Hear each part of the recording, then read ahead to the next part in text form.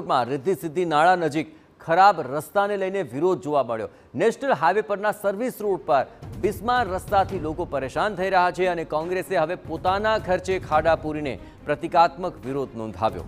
દરરોજ હજારોની સંખ્યામાં અહીંથી વાહનો પસાર થાય છે। નેશનલ હાઈવે ઓથોરિટીનો સર્વિસ રોડ બિસ્માર હાલતમાં હતો।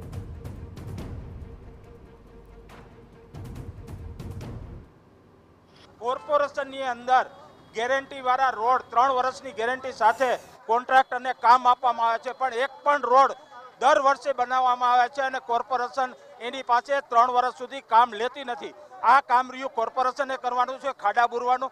18 વોર્ડની અંદર આવા ખાડા ભરેલા છે, પરંતુ કામગીરી નામે ઝીરો છે। આજે અમે આશ્ચર્યજનક કાર્યક્રમ આપી અને કોર્પોરેશનને જગાડવાનો પ્રયાસ કર્યો। તો આ અંગે ભાજપના standing committee chairman Jaymin Thackeray નિવેદન આપતા કહ્યું કે કોંગ્રેસનો આ રાજકીય વિરોધ અને કોઠારિયા વિસ્તાર ઇન્ડસ્ટ્રીયલ ઝોન હોવાથી ભારે વાહનો પસાર થતા ખાડા પડવાનું સ્વાભાવિક છે। કોંગ્રેસનો આ રાજકીય કાર્યક્રમ છે, એટલે હું કોંગ્રેસને તો જવાબ દેવા નહીં માંગુ, એટલા માટે કે 2 કોર્પોરેટર રહ્યા છે કોંગ્રેસ પાસે।